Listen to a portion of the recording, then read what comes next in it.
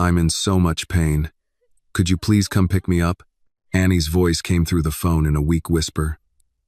The moment she finished those words, another wave of intense pain suddenly struck her stomach, leaving her unable to breathe for a few seconds. Her fingers tightened around the phone as she leaned heavily against the cold filing cabinet beside her, desperately trying to keep herself from collapsing. On the other end of the call, William Harrison was standing in his home office, still wearing the same suit he had worn through a long day of meetings. "Annie?" William's voice immediately changed.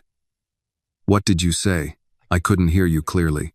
For several seconds, the only response was her broken, hurried breathing on the other end of the line. "Annie, are you still there?" She tried to answer, but the pain returned even stronger than before. A soft groan escaped through her clenched teeth, followed by a shaky breath.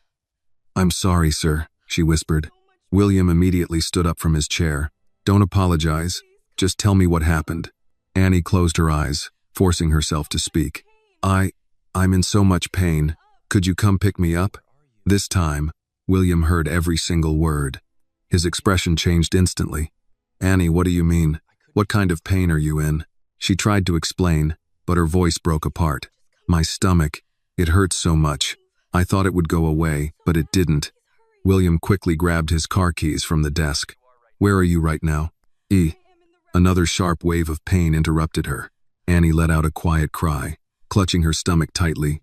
"Annie?" William's voice became more urgent. "Listen to me. Where are you? Are you still at the office?" "Yes."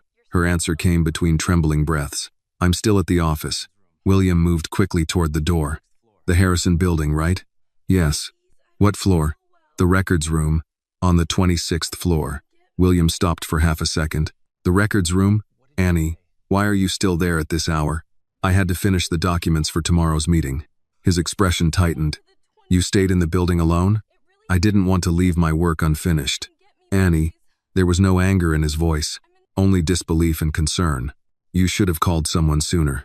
I thought I could handle it." She tried to sound calm, but another wave of pain rose inside her, forcing out a quiet moan she couldn't suppress. William heard it clearly. "Annie?" She tried to respond. "I'm okay," but those words completely fell apart. Her breathing became uneven, and within seconds, the young woman who was always polite, focused, and composed began to cry softly. "Annie, talk to me." "I'm sorry," she whispered again. "You keep saying sorry." "Stop apologizing." Her voice trembled. I don't know what to do anymore." Those words touched William more deeply than anything else she had ever said. Annie Brooks was the intern who always arrived early and left late. She was the person who constantly thanked everyone, even when she was completely exhausted. She was someone who never knew how to ask for anything or trouble anyone with her problems. And yet now, alone inside the empty office building, she was calling him because she truly had nowhere else to turn. William walked quickly through the hallway toward the front door. "Annie, listen to me carefully. Are you lying down right now?" "Yes." "Good. Stay there. Don't try to walk." "I was going to call a taxi." "No." His answer came immediately and firmly. "Do not move." "But sir, you don't have to." "I said don't move." The determination in his voice made her fall silent. Then his tone softened. "I'm coming." On the other end of the phone, Annie took a shaky breath. "Really, sir?" "Yes. I'm sorry for bothering you this late." "You are not bothering me." William opened the door. Just before he could step outside, a voice came from the living room. "William." He turned around. Claire Harrison, his wife, was standing there in her robe, looking surprised. "You just got home?" William paused. "I have to go out." Claire glanced at the car keys in his hand. "At this hour?" "Annie is still at the office. She's sick." Claire's expression changed. "Annie?" "Yes." For a moment, Claire looked confused. Then her eyes narrowed. "You're leaving the house in the middle of the night for another woman?" William stared at his wife. "What did you just say?" Claire crossed her arms. "William, you come home after 10 hours of meetings, barely say a word to me, and now you're rushing out because some young woman from your office called you? This isn't what you think." "Then what is it?" "She needs help." Claire let out a bitter laugh. "So that's what you're calling it now?" William's jaw tightened. "Claire, I'm serious. You want me to believe that my husband gets a late-night call from an intern and immediately runs out of the house? She's alone at the office, and she's in a lot of pain, and I'm just supposed to accept that?" William looked at his wife. For years, he had built a reputation as a man who could handle any crisis, a man who could solve any problem, a man who never lost control. But standing there in that moment, he realized something painfully simple. A young woman who had no one else to call had trusted him, and he couldn't ignore that. "Claire, this isn't about you and me. This is about someone who genuinely needs help." Claire looked away. "You always know how to make everything sound like a business decision." William shook his head. "No, not this time. This isn't about business." He opened the door and stepped outside. "It's about doing the right thing." William sped through the nearly empty streets of Seattle, cutting through the darkness of the night. One hand gripped the steering wheel tightly, while the other rested near his phone, which was connected through the car's speaker on the dashboard. The call with Annie was still active. "Annie, can you hear me?" Several heavy seconds passed before her fragile, exhausted voice finally came through. "Yes, sir. Good. Don't fall asleep. Keep talking to me." I'm trying. Tell me exactly what you're feeling." There was another brief silence. "My stomach. It feels like someone is squeezing it so tightly I can barely breathe." It eases for a moment, and then the cramps come back even worse. Every time it happens, it hurts more than before. William's grip tightened around the steering wheel until his knuckles turned white. "Have you eaten anything today?" "I had a piece of a sandwich at lunch." "Is that all?" Annie hesitated. "And a cup of coffee." William took a deep breath, forcing himself to stay calm despite the ache in his chest. "Annie, I know," she whispered, her voice filled with guilt. "I should have eaten properly. I'm not saying this because I'm blaming you for eating too little. I'm saying it because you're always alone, and you keep forcing yourself to carry everything by yourself." Silence filled the other end of the phone. William stared at the empty road stretching ahead. "Are you still lying on the floor?" "Yes." "Good. Stay there. Do not try to crawl to the elevator." I thought I could go down to the lobby and wait for you." "No." His voice came out firm and immediate. "Listen to me. Do not move." Annie fell silent. A moment later, her voice came softly, almost painfully vulnerable. I really didn't want to call you." William frowned. "Why?" "Because you're the chairman. You have so many important things to handle. That doesn't answer my question." She swallowed hard. "I'm just a small intern. I didn't want you to think I was someone who only caused trouble." For a moment, William said nothing. Then his voice softened, each word carrying a warmth she desperately needed. "Annie, needing help when you're in pain is not causing trouble. If Annie's story touched your heart, please like this video and share your thoughts with us. Tell us in the comments where you're watching from and who you're watching this story with. Don't forget to subscribe to the channel for more emotional stories that inspire and remind us about kindness, compassion, and hope." Those words seemed to touch a wound she had been hiding deep inside. "I'm sorry. You've apologized 3 times tonight already." "I know." "Then stop." A small, exhausted laugh escaped through the phone. But before that fragile smile could last, another painful cramp suddenly struck her. Annie winced, trying to hold back the trembling sound that escaped her. William immediately noticed. "Annie, I'm okay." "No, you're not." She went quiet. "Tell me the truth." Her voice grew weaker, trembling like it was about to break. "It hurts." A shaky breath. "It hurts so much, sir." William glanced at the clock on the dashboard. He was still several minutes away. "Keep talking to me." "Talk? About what?" "Anything." "Anything?" "Yes." Annie tried to force her foggy mind to focus despite the pain. "The office. It's really quiet right now." "Good. Tell me what you see." "The hallway lights are still on. My desk is covered with documents." "Are you cold?" "A little." "Is your phone charging?" "No." "How much battery do you have left?" She looked at the screen. "Less than 1%. William's expression changed immediately. "Turn the screen off now. Don't turn it back on unless you absolutely need to." "Okay." He could hear the complete exhaustion in every breath she took. "Annie." "Yes?" "When I get there, I want you to tell me if you can stand up by yourself. Do you understand?" "Yes." "And if you can't, you stay right where you are and wait for me. Understood?" "Yes." The call remained connected as William's car entered the underground parking garage of the Harrison building. He slammed on the brakes, grabbed his coat from the passenger seat, and rushed out. The building was almost completely empty at midnight. The security desk was temporarily unattended, but the facial recognition system immediately unlocked the entrance for him. William moved quickly into the elevator and pressed the button for the 26th floor. The elevator rose. Every number that appeared on the screen felt like another second of his heart pounding harder. He pressed the phone closer to his ear, listening carefully to every small sound. Annie? Yes? Are you still with me? Yes, sir. Good. A few seconds later, he noticed her breathing change. It became faster, more painful. Annie? I'm sorry. Sorry for what? I think the pain is coming back again. William pressed the elevator button again, even though it was already lit. Don't force yourself to keep talking. But if I stop, I'm afraid I'll fall asleep. Then listen to me. His voice became firm, carrying an authority she could not refuse. You need to stay awake until I'm standing right in front of you. Okay. Tell me, what is your favorite food? The unexpected question caught her off guard. What? Your favorite food? Why are you asking me that? Because I want to know. Even through the pain, Annie gave a faint smile through her tears. Maybe my grandmother's chicken soup. Good. Whenever someone was sick, she always made that soup. Then when you feel better, you're going to eat it. Do you think I'll get better soon? Absolutely. His answer came without hesitation. Because we're going to the hospital soon. Ding. The elevator doors opened. William stepped out immediately, walking quickly down the empty hallway toward the records room. Annie, I'm on your floor now. Her voice came through the phone, barely audible. You really came? Yes.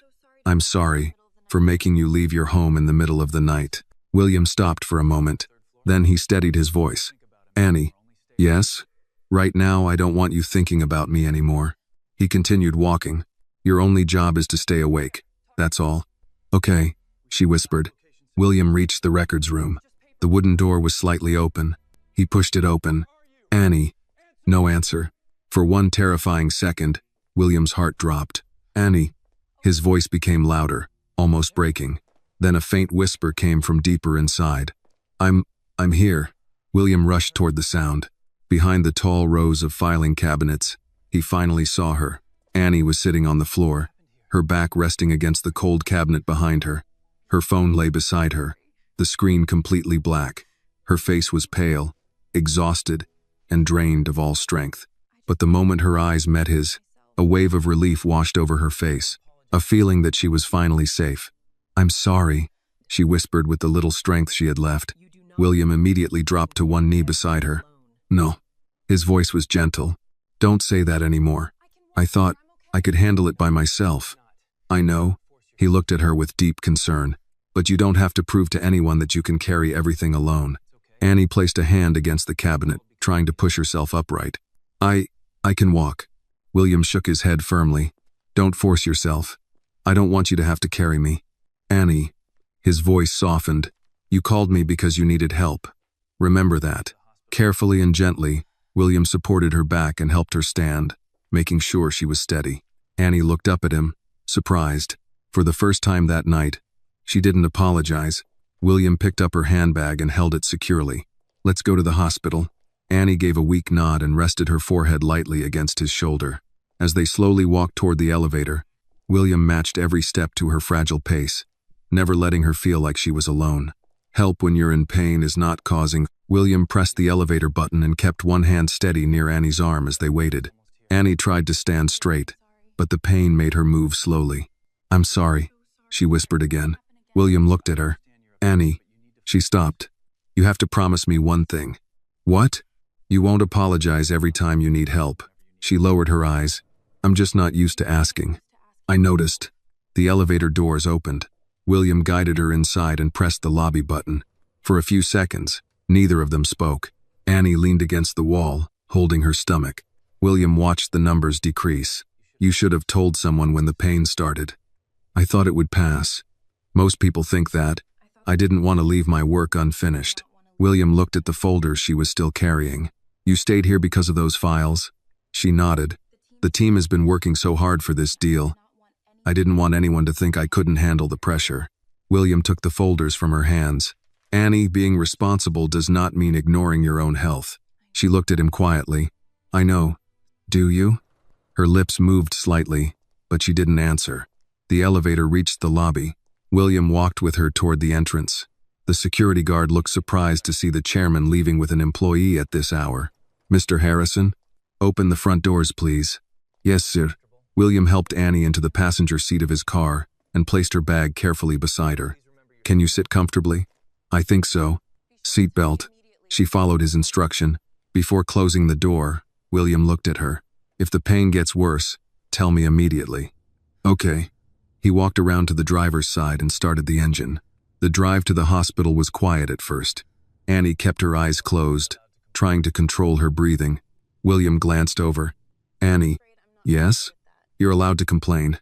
She opened her eyes slightly. "What?" "You heard me." A small smile appeared on her face. "I don't think I'm very good at that." "I can tell. Is that a bad thing?" "No." William focused on the road. "But sometimes people who never complain carry things longer than they should." Annie looked out the window. "I just wanted to prove I deserved the internship." "You already did." She turned toward him. "You barely know me." "I know enough," William continued.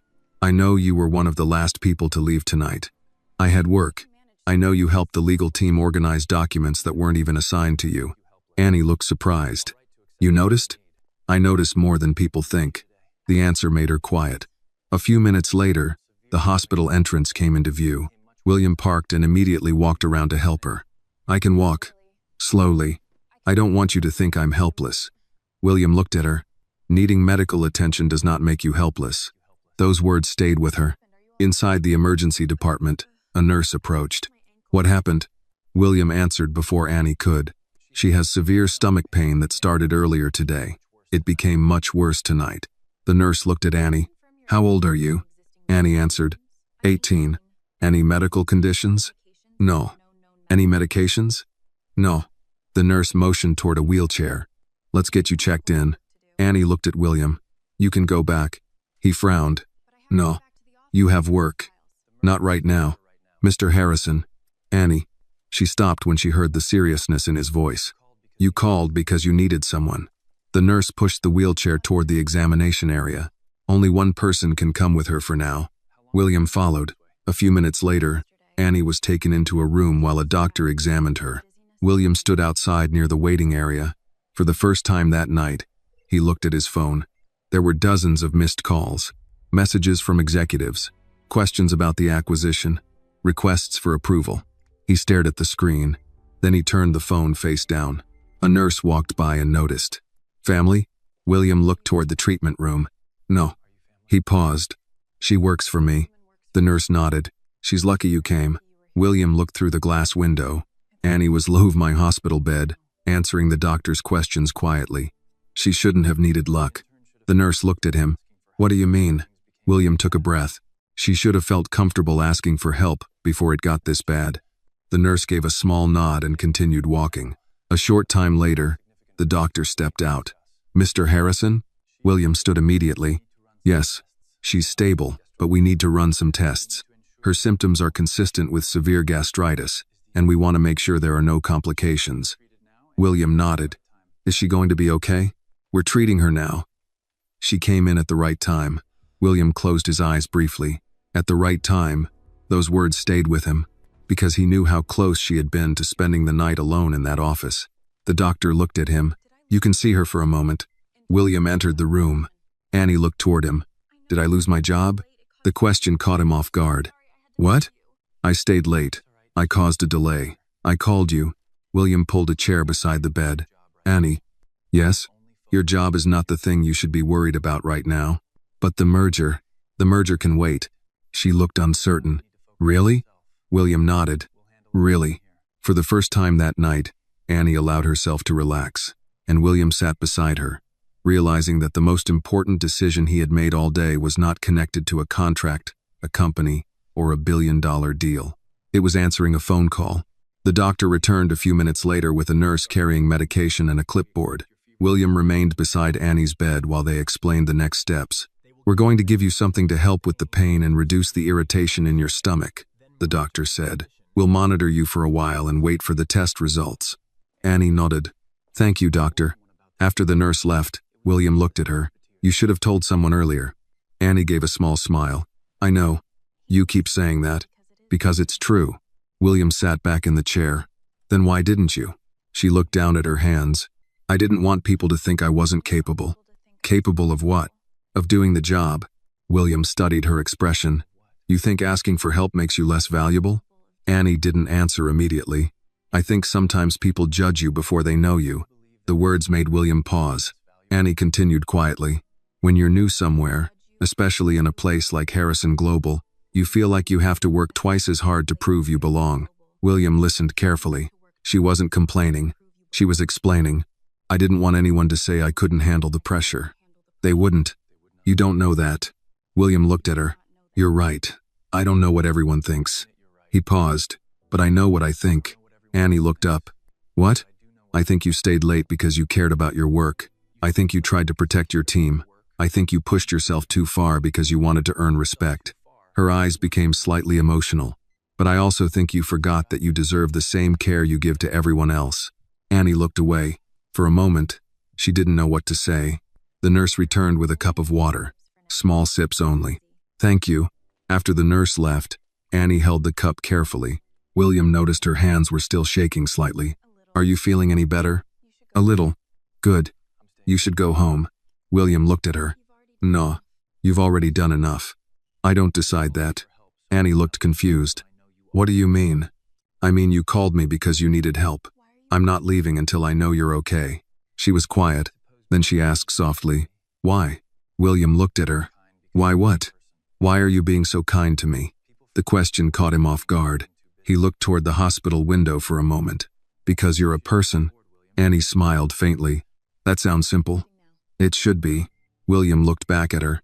But people forget simple things when they get busy. Outside the room, hospital staff moved through the hallway. Phones rang. Doctors spoke quietly. The normal rhythm of the emergency department continued. William checked his phone again. Another series of messages appeared. The board meeting, the legal team, the acquisition partners. One message asked if he could join a conference call immediately. Annie noticed. You should answer. No. Mr. Harrison. Annie. She stopped. The company will survive one night without me. You're sure? Yes. She looked surprised. William gave a small smile. That may be the first time anyone has questioned whether the company can survive without me. A quiet laugh escaped Annie. It was the first genuine smile he had seen from her that night. A few minutes later, the doctor returned with the results. Annie, the good news is there's no sign of anything more serious. You have acute gastritis, and your stomach lining is badly irritated. The pain should improve with treatment. Annie released a breath of relief. Thank you. You'll need rest, proper meals, and less stress. The doctor glanced at William. And that includes work stress. William nodded. She understands. The doctor smiled. I hope so. Many young professionals ignore warning signs until they end up here. After the doctor left, Annie looked embarrassed. I guess I'm one of those people. Yes. She looked at him. That was fast. You proved it tonight. She covered her face slightly. I can't believe you're teasing me. It's the first time tonight you look like yourself. The comment made her lower her hands. William noticed the change. The fear was gone from her face. She looked calmer. Later that evening, the doctor allowed Annie to rest in the observation area. William stepped outside to make a phone call. His assistant answered immediately. Mr. Harrison, we've been trying to reach you. The acquisition team needs your approval before morning. I'll review everything tomorrow. There was a pause. Tomorrow? Yes. Is everything okay? William looked through the glass toward Annie. Yes. He thought for a moment. Actually, something happened tonight that reminded me of something important. What is that? William didn't answer right away. Make sure the company's employee wellness policies are reviewed. His assistant sounded surprised. Immediately? Yes. Is this related to the merger? No. William looked back at Annie. It's related to the people who helped build this company. After ending the call, he returned to the waiting area. Annie was awake. You called work? Yes. Are they angry? William sat down. They'll manage. She smiled. I still can't believe I made the chairman leave an important meeting. William shook his head. You didn't make me do anything. Then why did you come? William looked at her. Because you asked. The answer was simple. But for Annie, it meant more than she expected. And for William, it was the first time in a long while that a decision felt right without needing a calculation. By the time the hospital moved Annie from the emergency department to a quieter observation room, the clock was well past midnight. William had been given several chances to leave. He ignored every one of them. Annie noticed. "You really don't have to stay." William was sitting near the window with his jacket folded across the back of the chair and his phone resting face down on his knee. "We've already had this conversation." "I know, but you have a meeting in the morning." "So do you." She looked confused. "I'm in a hospital bed." "Exactly. Yours has been canceled." A small smile appeared on her face. "You canceled my schedule?" "I own the company. Occasionally that comes with useful privileges." "That sounds dangerous." "For your calendar, perhaps." Annie laughed quietly, then pressed a hand against her stomach when the movement made her uncomfortable. William noticed immediately. "Still hurting?" "Not as much." "That isn't the same as no. The medicine is helping." Before William could respond, a nurse entered to check Annie's blood pressure and adjust the IV. She asked a few routine questions, then looked toward William. "Has someone contacted her family?" Annie's expression changed. "I haven't called my grandmother yet." William turned toward her. "Why not?" "She'll worry. She's your grandmother." "Worrying is probably already in the job description." The nurse smiled. "He's not wrong." Annie hesitated. "It's late." William picked up her phone from the bedside table. It had been connected to a charger supplied by the hospital. "What's her name?" "Martha Brooks." "Call her." Annie looked at him. "She'll panic if she hears I'm in the hospital. She'll panic more if she finds out tomorrow that you were here all night and nobody told her." Annie knew he was right. She took the phone and called. Martha answered before the second ring. "Annie." Her grandmother's voice was alert despite the hour. "Hi, Grandma." There was an immediate pause. "What happened?" Annie blinked. "How do you know something happened?" "Because you don't call me after midnight and start with hi, Grandma. You start with whatever you're trying not to tell me." William lowered his head, hiding a smile. Annie noticed. "This isn't funny." "I didn't say anything." Martha continued through the phone.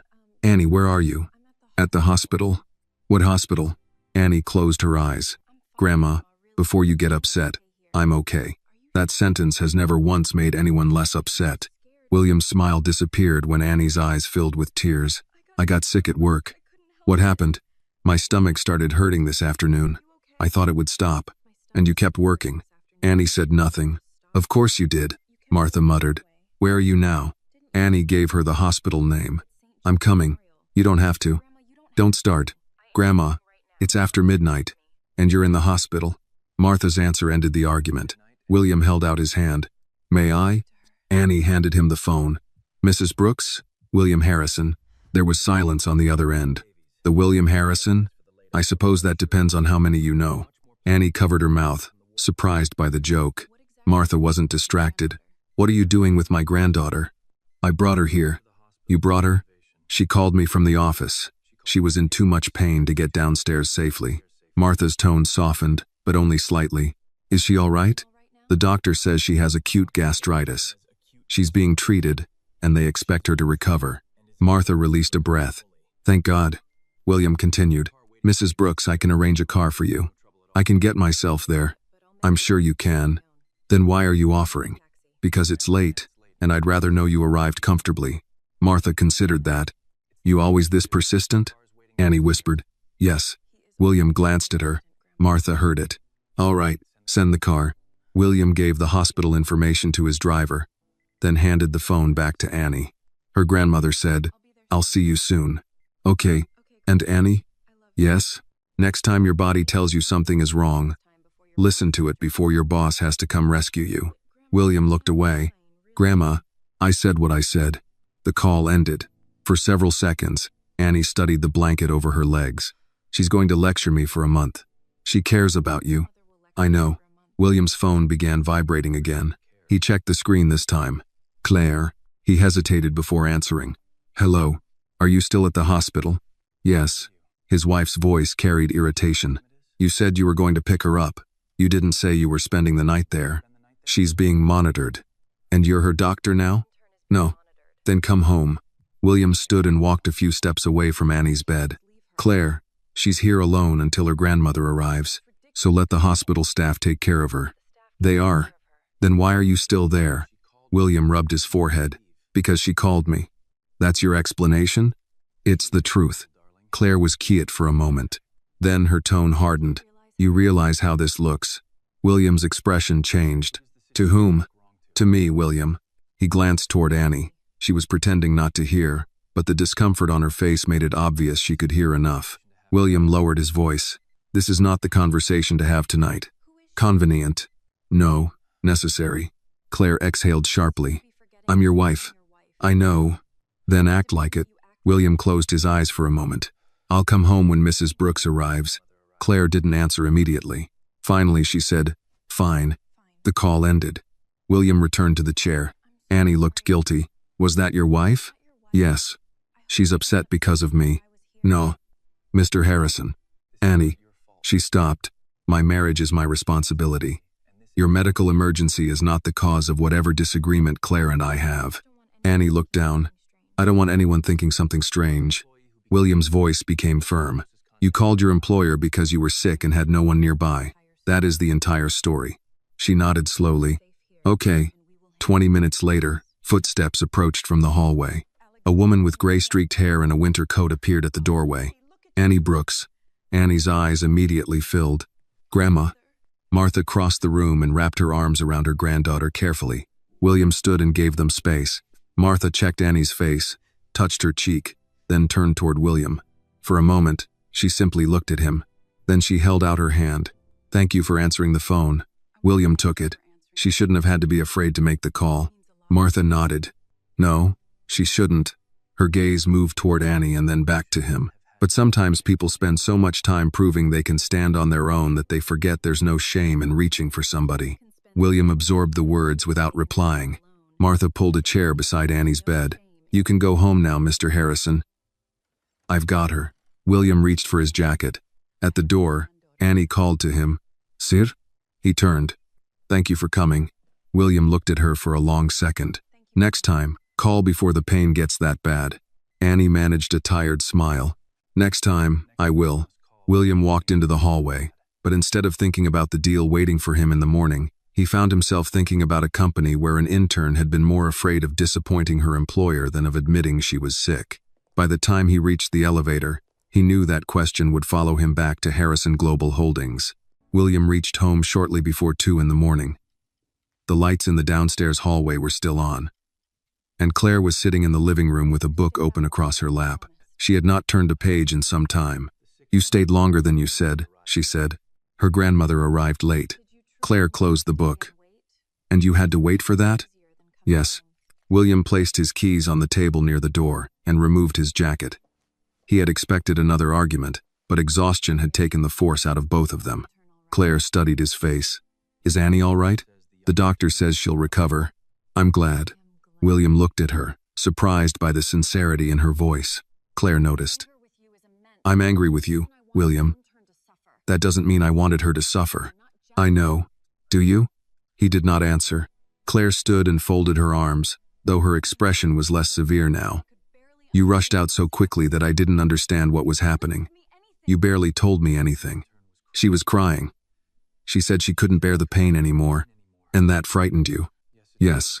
The answer came without hesitation. Claire's eyes softened for a moment. I haven't seen you frightened in years. William walked toward the kitchen and poured a glass of water. She was alone on the office floor because she thought finishing a file mattered more than asking for help. You built a company where people believe that. The word stopped him. Claire had not raised her voice. She did not need to. William placed the glass on the counter. No one told her to stay. That isn't the same as telling her she could leave. She's an intern. Her manager told her to go home, and she still thought staying was safer for her career. William turned toward Claire. What are you saying? I'm saying people don't need a written order to understand what a workplace rewards. They watch who gets promoted. They see who answers emails at midnight. They hear you praise people for sacrificing weekends. That deal supports thousands of jobs. I'm not questioning the deal. Then what are you questioning? You. The word landed harder than he expected. Claire continued. You keep talking as though Annie made one poor decision. Maybe she did. But an 18-year-old intern stayed alone until 10 because she believed one unfinished assignment might cost her future. You should ask why. William remained still. Claire picked up her book. You were right to go get her. I was wrong to accuse you of having an affair. But don't turn tonight into proof that you're a good man and leave everything else unchanged." She walked upstairs before he could respond. William stayed in the kitchen, looking at the dark screen of his phone. There were more than 50 unread messages, most connected to the acquisition. He opened the first one, read 2 lines, then closed it. At 6:30 the next morning, he was already back at Harrison Global Holdings. His executive team gathered in the main conference room, where coffee, fruit, and warm pastries had been arranged beside thick binders marked confidential. No one mentioned Annie when William entered, but several people looked at him with curiosity. Linda Parker was seated near the far end of the table. Her eyes were tired. William stopped beside her. "You managed Annie yesterday?" "Yes." "When did you first notice she was unwell?" Linda's expression tightened. "Around 3. "And what did you do?" "I told her to go home several times." "Why didn't she?" "She said she wanted to finish the records assignment." "Did you require her to finish it last night?" "No, sir." "Did anyone?" "No." William looked around the table. "Then why did she believe she had to?" No one answered. The chief operating officer cleared his throat. "William, we have the acquisition call in 20 minutes. Perhaps we can discuss the intern matter afterward." "Her name is Annie Brooks." "Of course. I only meant—" "I know what you meant." William set his folder on the table but did not sit. "Annie Brooks was taken to the hospital last night with acute gastritis. She had been in pain since the afternoon and remained here alone because she believed leaving unfinished work would make her appear incapable." The legal director shifted in her seat. "Is the company exposed?" William looked at her. "That is your first question?" "I'm thinking about liability. A young employee was afraid to admit she was sick, and you're thinking about liability. That is part of my responsibility, and mine is understanding how this happened." The chief operating officer checked his watch. "We can launch an internal review after the deal closes." "No." The man looked up. "No? We begin today." "William, the partners are expecting final approval. They'll receive it after I know our people are not being pushed beyond reasonable limits." A murmur moved through the group. One executive leaned forward. "We've worked for 14 months on this transaction. Delaying now could weaken our position." "Then explain the delay honestly. You want us to tell them the chairman postponed a multi-billion-dollar negotiation because an intern became ill?" William met his eyes. "I want you to tell them the chairman discovered a failure inside his company and chose not to ignore it." Linda spoke for the first time. "Mr. Harrison, Annie would blame herself if the deal were delayed. That is exactly the problem." He turned toward her. "Call the hospital. Make sure her bills are covered. Arrange paid leave for the rest of her internship, and tell her position will be waiting when her doctor clears her to return." Linda nodded.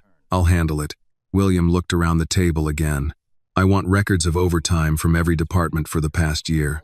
Include interns and contract workers. I want anonymous employee interviews, not surveys designed to protect management. I also want food available for every team required to work beyond normal hours." The chief operating officer frowned. "This is becoming an expensive response to one medical event." William's expression hardened. "No. This is an overdue response to a culture we helped create." The room changed after that. No one looked at the clock again. At the hospital, Annie woke to the sound of her grandmother opening a paper bag. "I brought you breakfast," Martha said. Annie looked inside. "Toast?" The nurse said to keep it simple. "My favorite. You can complain after you're home." Annie smiled, then noticed a second bag on the chair. "What's that?" Martha handed it to her. Inside was a fresh sweater, a phone charger, and a small card bearing the Harrison Global logo. Annie opened the card. "Your health comes first. Your position is safe. Take the time you need." There was no signature, only a handwritten sentence beneath the printed message. "No file is worth this kind of pain." Annie traced the words with her thumb. Martha watched her carefully. "That man sent it?" "I think so." "Then perhaps he listened." Annie looked toward the hospital window. "People like him don't change because of one night." "No," Martha said. "They change because one night makes it impossible to keep pretending they don't see." Across the city, William stood before the windows of the conference room while his executives began gathering the records he had requested. For the first time, he was no longer asking whether Annie had made a mistake.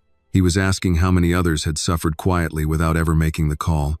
The review began before noon, and by early afternoon William understood that Annie's experience was not an isolated event.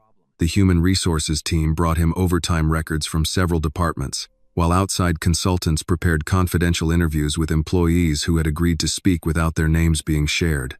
William sat at the end of a smaller conference table with Linda Parker, the chief operating officer, the head of human resources, and 2 members of the board. A stack of reports lay in front of him. "How many people worked past 10 this month?" he asked. The human resources director checked her notes. 187. William looked up. "How many were managers?" 43. "And the rest?" "Administrative staff, analysts, assistants, interns, and contractors." The chief operating officer shifted in his seat. "That number is high because of the acquisition. This is not our normal schedule." William opened another report. 3 departments show similar patterns from last quarter. "We were preparing for the expansion." "And before that?" The man did not answer. Linda rested both hands on the table. "The problem is not that people work late occasionally. The problem is that many of them believe saying no will damage their careers." The chief operating officer turned toward her. "Did Annie say that?" "She didn't need to. I watched her try to stand while telling me she was fine." William's expression tightened. The board member beside him spoke carefully. "William, we should address this. But we also need to consider the market. The acquisition partners are already asking why the signing was postponed. Tell them we are conducting an internal review. They may see that as instability. Then they can wait." The board member leaned back. "You have never delayed a transaction for an internal personnel issue." William closed the folder in front of him. "This is not a personnel issue. What would you call it?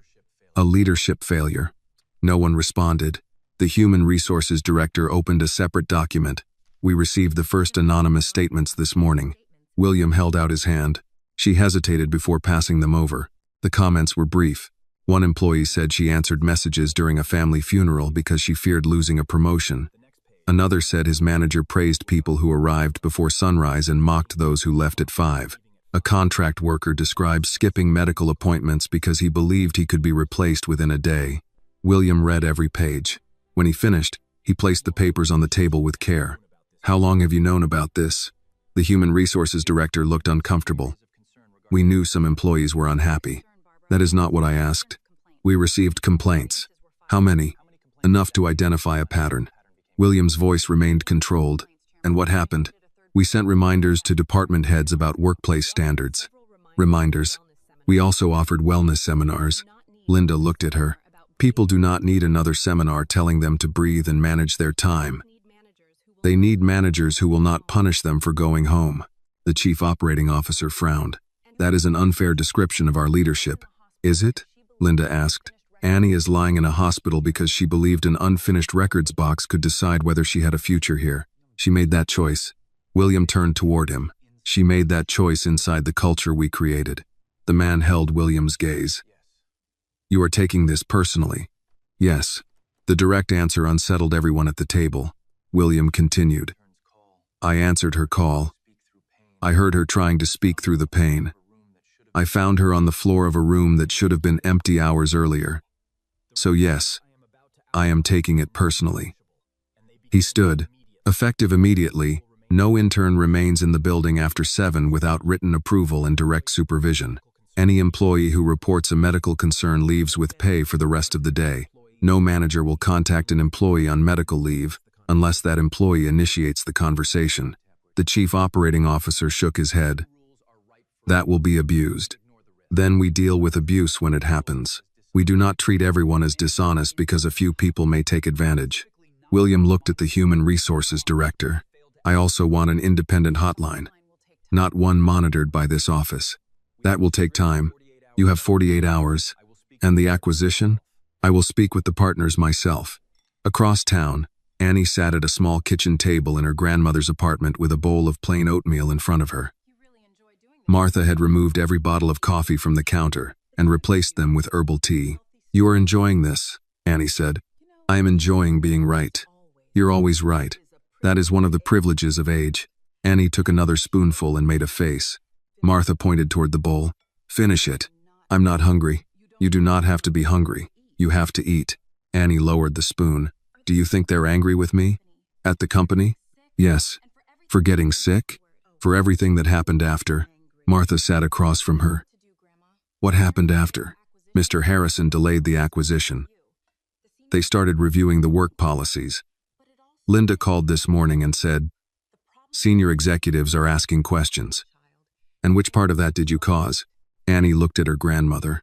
"All of it started because I called him." "No, it started because something was wrong before you made the call." Annie pushed the bowl slightly away. "I don't want people thinking I used what happened to get attention. People will think whatever protects them from examining themselves. That doesn't help. It is not supposed to make you comfortable. It is supposed to remind you that shame does not always sit with the person who feels it." The phone rang before Annie could answer. Linda's name appeared on the screen. Annie hesitated. Martha nodded toward it. "Take the call." "Hello? Annie, it's Linda. How are you feeling?" "Better. Are you resting?" "My grandmother is making sure of it." "I expected nothing less." Annie smiled. Linda's tone became more serious. "I wanted you to hear this from me before it reaches the news. Mr. Harrison postponed the signing for 1 week. Annie's hand tightened around the phone. "Because of me?" "Because of what he found after asking why you felt you had to stay." "I never asked him to do that." "I know. Are people upset?" "Some are." Annie closed her eyes. Linda continued. "But people are also talking. Employees who were afraid to speak before are speaking now. What if the deal falls apart? That decision is not on your shoulders." "It feels like it is." "Then put it down." The words were gentle but firm. After the call ended, Annie sat quietly. Martha reached across the table and pulled the bowl back toward her. "Finish your breakfast." Annie gave her a tired look. "That is your answer to everything." "No, it is my answer to the problem in front of me." At Harrison Global, William entered his office and called the acquisition partners. He knew the conversation could cost his company billions. He also knew that signing the agreement without confronting what he had learned would mean returning to the same habits that had left Annie alone on the records room floor. For once, he was willing to risk the deal before asking another employee to risk their health. William placed the acquisition partners on speaker and remained standing beside his desk. 3 voices joined the call from New York, Chicago, and San Francisco, each carrying the same concern beneath its professional tone. "We were told the signing was ready," said Martin Keller, lead counsel for the other company. "Now we hear Harrison Global is conducting an internal review. We need to know whether this affects the transaction." "It affects the timing," William said, "not the terms." A second voice entered. "Timing is part of the terms." "I understand that." "Then why delay over an employee health incident?" William looked through the office windows at the people moving between conference rooms.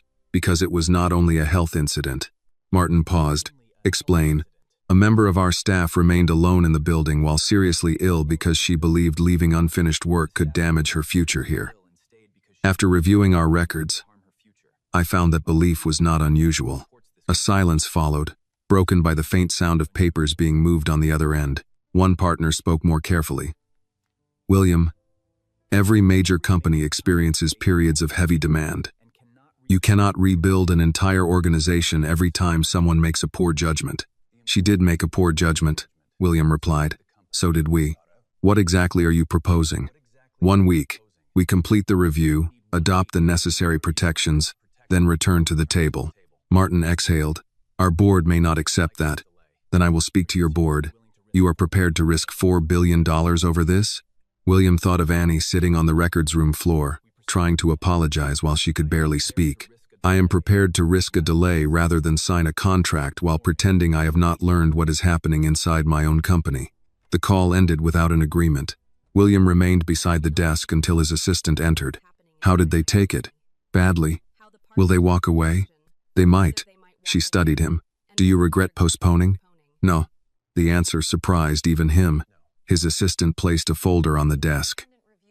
"The independent review team has begun interviews. There is something else." "What?"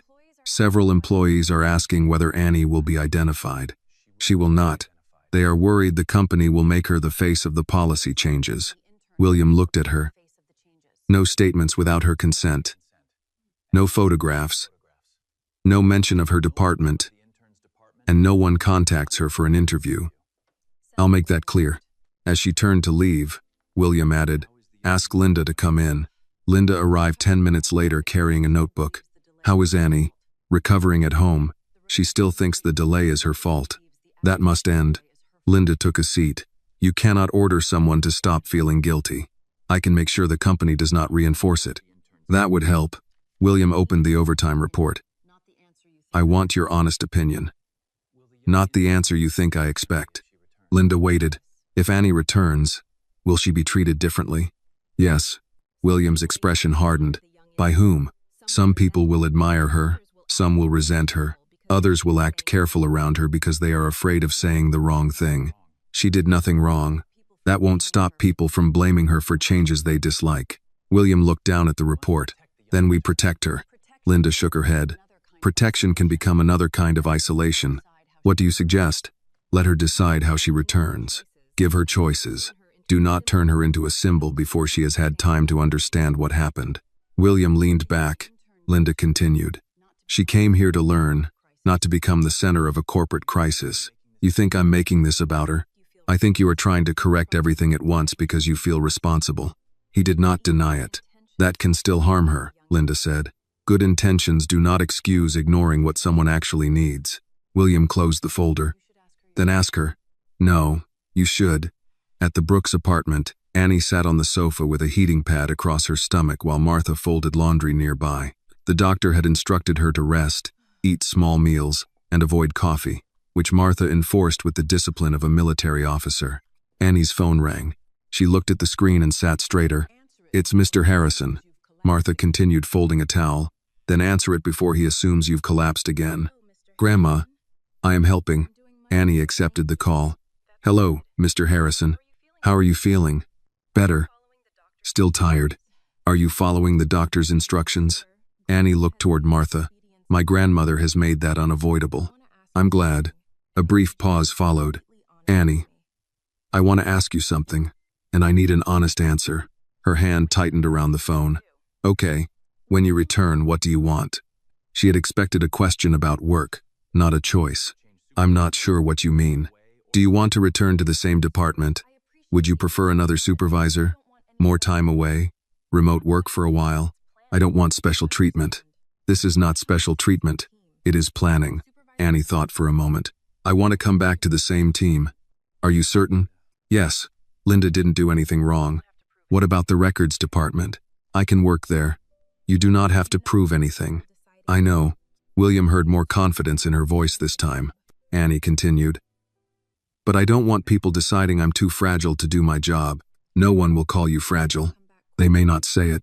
William understood. What would make returning easier? Let me come back quietly. That is possible. No announcement. No meeting about me. No one telling the whole floor what happened. Agreed. And please don't name any program after me. William glanced at the proposal on his desk.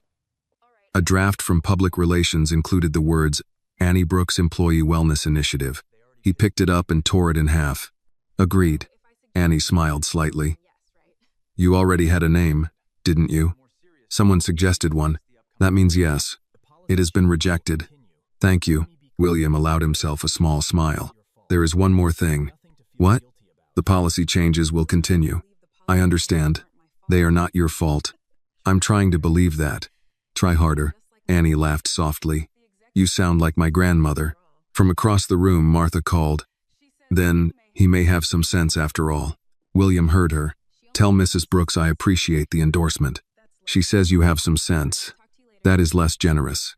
It's still progress. After the call, Annie rested her phone beside her. Martha sat beside her. Feel better? A little. Because of the medicine? Because he asked what I wanted. Martha nodded. People with power often think helping means deciding everything for everyone else. Do you think he understands that now? He's beginning to.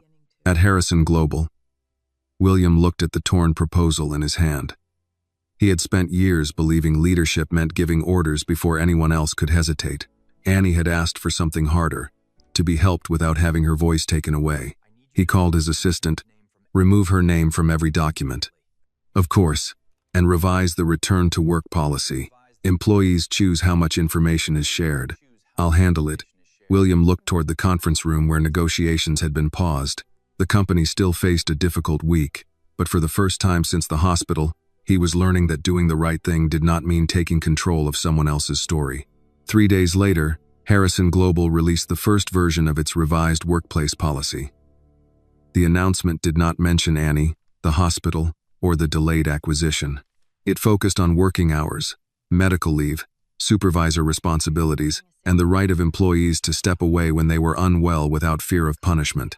The reaction was immediate. Some employees welcomed the changes, others complained that the company was becoming too cautious. A few senior managers argued that strict rules would weaken productivity during critical negotiations.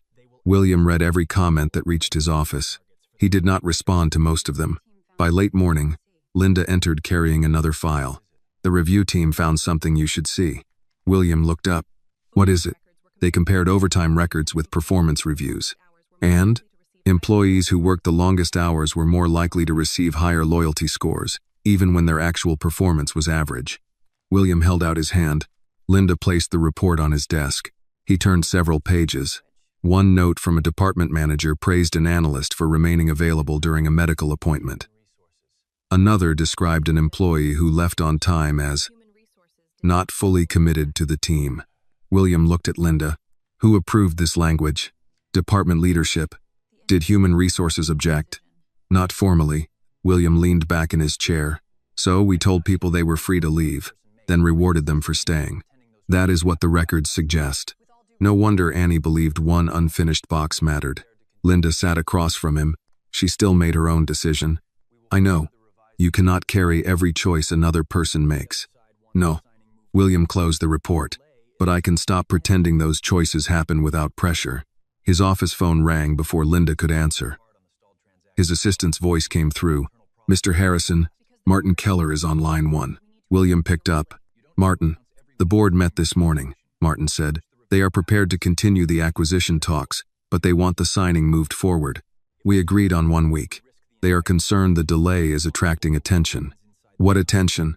Market analysts are asking why the transaction stalled. There are rumors of internal problems. There are internal problems.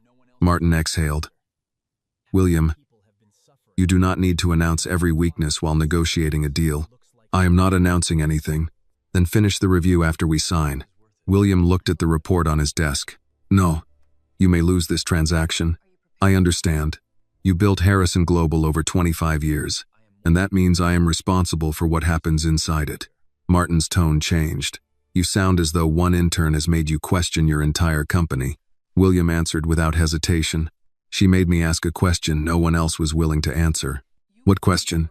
How many people were suffering because we had taught them silence looked like loyalty? There was a long pause. Martin finally said, I hope this is worth it. William looked through the glass wall toward the desks outside his office. So do I. He ended the call. Linda had heard enough to understand. They may walk away. Yes. Are you prepared for that? William looked down at the report. I am more prepared than I was 3 days ago. At Martha's apartment, Annie stood in front of the bathroom mirror adjusting the collar of a plain blue blouse. Her doctor had approved a short return to work, provided she avoided stress, ate regularly, and left immediately if the pain returned. Martha appeared in the doorway. You are going for 2 hours. I know. You are not lifting boxes. I know. You are eating the lunch I packed. I know. Martha raised one eyebrow. And if you feel sick? I tell Linda. Before you collapse. Annie turned from the mirror. Yes, Grandma. Martha stepped closer and fixed the blouse collar Annie had already adjusted twice. You do not owe anyone a performance today. I'm not performing. You have been practicing that brave face since breakfast. Annie looked away. I just don't want people treating me differently. They will. That's helpful. I didn't say they would treat you badly. I said differently. Annie picked up her bag. What if they think I caused the delay? Some might. What am I supposed to say? The truth. That I got sick? That you got sick? Asked for help? And then other people made their own decisions. Annie let out a breath. It sounds easier when you say it. Most true things do. When Annie entered Harrison Global just after 10, the lobby looked unchanged. The same security guard sat behind the desk. The same digital display showed company news and market updates. Employees crossed the marble floor carrying coffee and laptops. Still, she felt every glance. The security guard stood. Good morning, Annie. Good morning. It's good to see you back. Thank you. He did not ask questions. She appreciated that. Linda met her near the elevator. You came. The doctor said I could, for 2 hours. My grandmother already made that clear. Linda smiled. Then I won't repeat it. As the elevator rose, Annie adjusted the strap of her bag. Are people angry? Some are frustrated. With me? With change? That wasn't my question. Linda looked at her. A few people have said the company overreacted. Annie's stomach tightened, though not from illness. What did you say? That they were free to explain why basic medical protections felt excessive. Annie gave a small laugh. That sounds like you.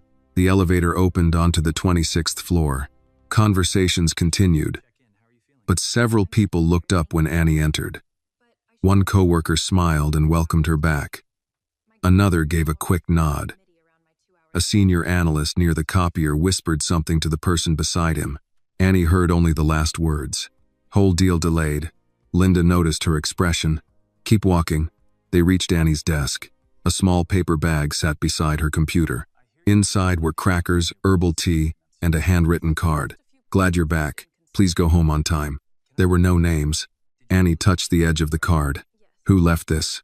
Linda looked around the office. No idea. Annie knew she was lying, but she let it go. A few minutes later, William stepped out of the executive elevator. His presence changed the energy of the floor at once. Employees straightened and returned to their screens. He saw Annie and stopped. For a moment, she worried he might come over and make everyone watch. Instead, he gave her a small nod. Good morning, Annie. Good morning, Mr. Harrison. How are you feeling? Better. 2 hours. She almost smiled. My grandmother has already formed a committee. That sounds effective.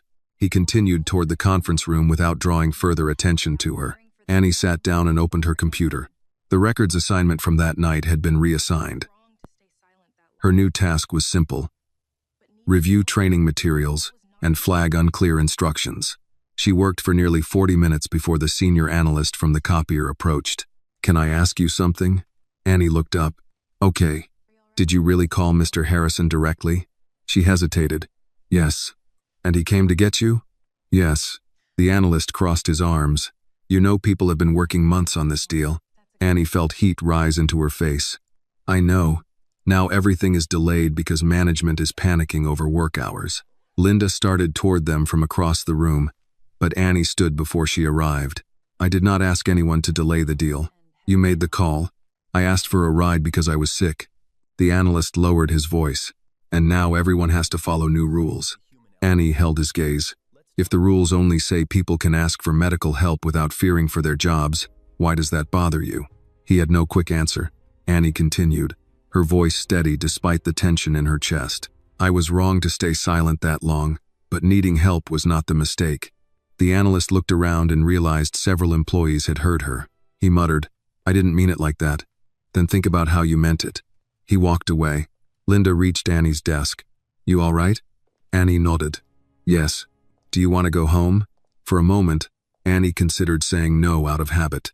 Then she looked at the clock. Her stomach felt tight, and her hands were trembling. Yes, she said. I think I should. Linda smiled. Good answer. As Annie packed her bag, William watched from behind the glass wall of the conference room. He had seen the exchange but could not hear every word. What he did see was Annie choosing to speak, then choosing to leave before her body forced the decision. It was a small change, but it was the kind that mattered, and as William turned back to the acquisition team waiting at the table, he understood that the company's future would not be measured only by whether the deal survived. It would also be measured by whether Annie could walk out at noon without feeling ashamed. By the time Annie reached the lobby, Linda had already arranged a car to take her home. Annie protested at first, saying she could use the bus, but Linda gave her the same expression Martha used whenever an argument had already been decided.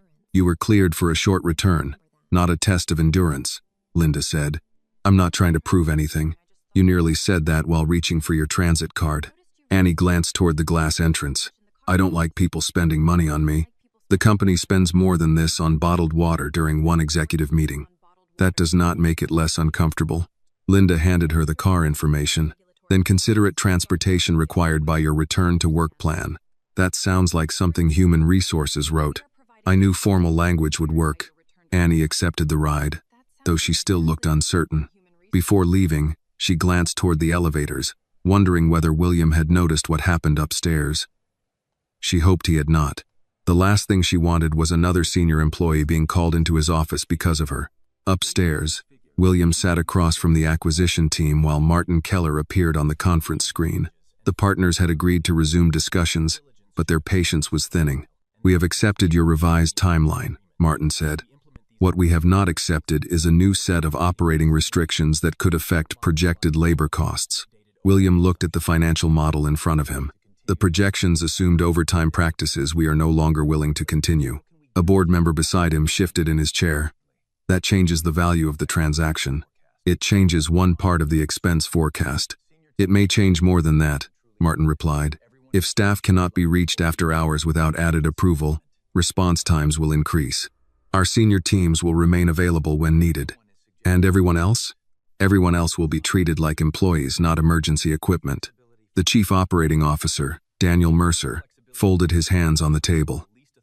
"William, no one is suggesting mistreatment. We are trying to preserve flexibility." William turned toward him. "Flexibility for whom?" Daniel's expression tightened.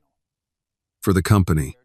That usually means the person with the least authority absorbs the cost." Martin interrupted before the exchange grew sharper. "We are not here to debate philosophy. We are here to close a transaction." William looked at the screen, then close it under the revised terms. "You know our board may refuse." "Yes. You are prepared to let $4 billion disappear?" "I am prepared to stop calculating success as though people never appear on the balance sheet." Martin removed his glasses. "This is not the William Harrison I have negotiated with for 15 years. "No," William said. "It isn't." The call ended with both sides agreeing to reconvene the following morning. No one in the conference room moved right away. Daniel gathered his papers with more force than necessary. "You are letting emotion control a corporate decision." William remained seated. "Emotion warned me there was a problem. The records confirmed it. One intern became ill. One intern exposed a pattern."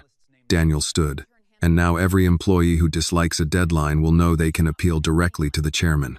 Annie did not appeal a deadline. She called because she could not get off the floor. "I am aware of what happened." "Then stop reducing it to an inconvenience." Daniel looked toward the other executives, but none of them joined him. This company was not built by people leaving whenever work became difficult. "No," William replied. "It was built by people who gave more than we had the right to expect. We praised the sacrifice and ignored the cost." Daniel picked up his folder. "The board will not support you forever." William met his eyes. "They do not have to support me forever. They have to decide what they support now." After Daniel left, Linda appeared at the conference room door. Annie went home. William nodded. "Did something happen before she left?" Linda entered and closed the door behind her. One of the analysts confronted her about the delay. "Name?" "No." William's expression hardened. "Why not?" "Because Annie handled it. That does not excuse his behavior. It also does not mean you should punish him before asking what she wants." William looked toward the empty chair Daniel had used. "What did she say?" "She said asking for help was not the mistake." William's face softened. Linda continued. "Then she admitted she was tired and chose to leave. That was the right decision." "Yes. It was also difficult for her. Do not turn it into a public example." "I won't." Linda waited as though she expected more. William understood. "I will not call the analyst into my office today." "Good. But I want his manager to review conduct expectations with the entire team. No names." "That is reasonable." At Martha's apartment, Annie sat at the kitchen table with a bowl of soup and the lunch she had barely touched at work. Martha listened while she explained the confrontation. "You answered him well," Martha said. "I wanted to say more, but you didn't need to. He acted as though I had ruined everything." Martha tore a piece of bread and placed it beside Annie's bowl. "When rules change, some people blame the person who revealed the problem instead of the people who allowed it. He said months of work might be wasted. Did you make the business decision?" "No." "Did you write the new policies?" "No." "Did you order anyone to delay the agreement?" "No." "Then why are you carrying all three?" Annie pushed her spoon through the soup. "Because none of it would have happened if I had gone home earlier." Martha shook her head. "That is not the lesson." "What is?" "The lesson is that you should have gone home when you felt sick. The lesson is not that you should have suffered quietly enough to protect everyone else from discomfort." Annie looked down. Martha's voice softened. "There is a difference between taking responsibility and accepting blame that was handed to you by people who do not want to examine themselves. The phone rang on the counter. Annie saw William's name and hesitated. Martha pointed toward it. Answer. Why do you always say that? Because avoiding a conversation rarely improves it. Annie accepted the call. Hello, Mr. Harrison. Did you get home safely? Yes. How do you feel? Tired, but okay. William paused. Linda told me someone spoke to you about the acquisition. Annie closed her eyes. I don't want him fired. I did not say he would be. He was upset. So were you. He handled it. I heard. Annie glanced at Martha, who had moved to the sink while still listening. William continued. Do you want to file a complaint? No. Are you certain? Yes. I want people reminded that they can disagree without blaming one employee. That can be arranged. Annie hesitated. Is the deal going to fail? It may. Because of the new policies? Because two companies are deciding what they value. That sounds like a careful answer. It is the honest one. If it fails, people will still blame me. Some might. Annie waited. William said, but I will not. The certainty in his voice eased something in her chest. Why are you willing to lose so much?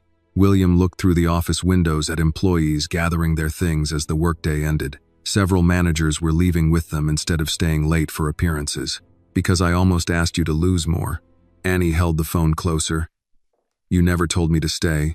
No, I helped build a place where you thought staying was the price of being taken seriously. Neither spoke for a moment. Then Annie said, You're changing a lot because of one phone call. No, William replied.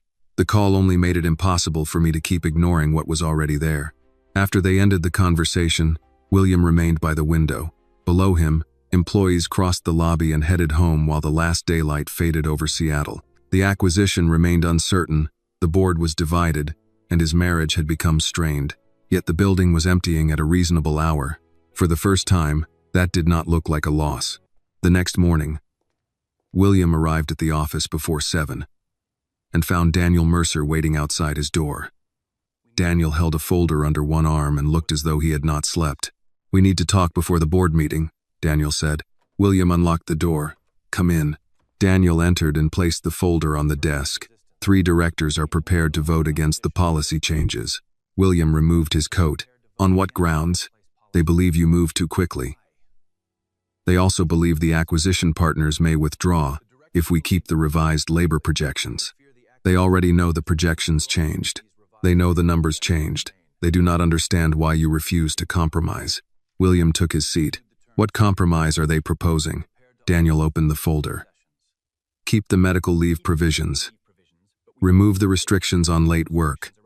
Allow department heads to decide when employees are needed after hours. That returns control to the same people whose evaluations rewarded excessive overtime. Not every manager abused the system. Then responsible managers should have no problem following a clear standard. Daniel leaned forward. You are treating the entire company as guilty because one situation frightened you. William's expression remained steady. The review found a pattern. The review found complaints. Large companies always have complaints. It found performance ratings tied to late hours. It found language that could be interpreted that way. William opened the report and pushed it across the desk. An analyst was praised for answering email during a medical appointment. How would you interpret that? Daniel did not touch the report. You are making this personal. It became personal when I heard Annie trying to speak through pain because she thought asking for help might end her future here. And now you are willing to damage the future of everyone else. William looked at him. That is what you plan to tell the board? I plan to tell them the truth. No, you plan to tell them fear is discipline and exhaustion is loyalty. Daniel's jaw tightened. I have worked beside you for 22 years. I know. I helped build this company. I know that too. Then do not speak to me as though I am the enemy. William's voice softened, but only slightly. You are not the enemy. You are a man defending a system because it rewarded you. Daniel stood. And it rewarded you? Yes. The answer stopped him. William continued. That is why I have no excuse. Daniel looked toward the windows. The board may remove you as chief executive. They have that right. You say that now. I said it yesterday, and I mean it today. Daniel gathered his folder. You are risking your position for someone who has worked here 1 week. William stood as well. No, I am risking my position because 1 week was enough for her to see what I spent years refusing to examine. Daniel left without another word. At 9, the board assembled in the main conference room. Claire attended through a private video connection from home, not as William's wife, but as a trustee of the Harrison Family Foundation, which held a small voting interest in the company. William had not expected her to join. She had not spoken to him since the night before. The board chair opened the meeting. We have 2 matters before us. First, whether to retain the revised workplace standards. Second, whether William Harrison continues to have the board's confidence to lead negotiations. No one pretended the 2 questions were separate. Daniel presented first. He described the new policies as rushed, expensive, and based on an emotional reaction to a single event. He acknowledged that reforms were needed, but argued they should be delayed until after the acquisition. When he finished, several directors nodded. William waited until the board chair turned to him. "Do you wish to respond?" "Yes." He stood but did not open the prepared statement in front of him. For years, this company praised endurance without asking what people were enduring. We rewarded availability, then called it commitment. We told employees to take care of themselves while promoting those who ignored every limit. One director interrupted. "No one forced Annie Brooks to remain at work." William looked at him. "That is true. Then why is the company responsible for her decision?" "Because responsibility is not the same as blame. Annie made a mistake by ignoring her health. We made a larger mistake by creating conditions that made the mistake feel reasonable." Another director spoke. "You are asking shareholders to accept reduced margins. I am asking them to accept honest margins." "What does that mean?" "It means profit calculated without hidden costs pushed onto people with the least authority." The board chair folded her hands. "And if the acquisition fails, then we build another deal." "You cannot guarantee that." "No." The room grew tense. William continued. "I can guarantee one thing. If we sign this transaction and postpone the reforms, the message to every employee will be clear. Their health matters until it interferes with our plans." Daniel shook his head. "That is unfair." William turned toward him. "Is it inaccurate?" Daniel did not answer. Claire's voice came through the screen. "I have a question." Everyone looked toward the monitor. She addressed William directly. "Are you doing this because it is right, or because you feel guilty?" The question surprised the board. William took a moment before answering. "Both." Claire's expression did not change. "Then how do we know guilt is not controlling the decision?" "We do not." A quiet murmur moved around the table. William continued. "But guilt can point toward a truth. It should not write policy by itself, which is why the policies are based on the review, not only on Annie's case." Claire nodded once. "And if the board removes you, I will cooperate with the transition." "You would give up the company?" "It was never mine alone." Claire looked away from the camera for a moment. The board chair called for a recess before the vote. While the directors left the table, William stepped into the hallway. Linda was waiting near the elevators. "How bad is it?" she asked. "Close. Do you think they'll remove you?" "Yes." Linda looked troubled. "Annie will think this is her fault. Then she must be told it is not. You may not be in a position to tell her." William glanced toward the conference room doors. "Then you tell her." Across the city, Annie sat in a campus library reviewing notes she had missed during her recovery. Her phone vibrated with a message from a coworker. "Board meeting happening now. People say Harrison may be removed." She read it twice. Her stomach tightened. Martha's voice returned to her mind. "Taking responsibility is not the same as carrying blame handed to you by someone else." Annie closed the message, but another appeared. "This started after your call." She stood, gathered her books, and called Linda. Linda answered quietly. "Annie, is Mr. Harrison losing his job because of me?" "No. Please don't protect me from the truth. I'm not. The board is deciding whether to support the changes he made. Changes he made after I called. Changes supported by a year of company records." Annie walked toward the library exit. "Can I speak to the board?" Linda hesitated. "That may not be a good idea. I don't want them using me without hearing from me." "You asked not to become a symbol." "I know. I'm not asking to be one." "Then what are you asking?" "To tell them what actually happened." Linda lowered her voice. "The vote could happen any minute. I'm coming." "Annie, I'm not sick now. I'm not asking permission to work late. I'm asking to speak for myself." Linda understood the difference. "I'll tell William." When the board reconvened, the chair prepared to call the vote. Before she could begin, Linda entered and walked to William's side. Annie is downstairs. William looked at her. Why? She wants to address the board. No. Linda held his gaze. That is not your decision. William remembered the conversation they had days earlier about helping without taking control. He looked toward the board chair. An employee has asked to speak before the vote. The chair frowned. Who? Annie Brooks. Daniel sat straighter. William did not look at him. A few minutes later, the conference room doors opened, and Annie stepped inside, carrying no notes, no prepared statement, and no protection, except her own voice.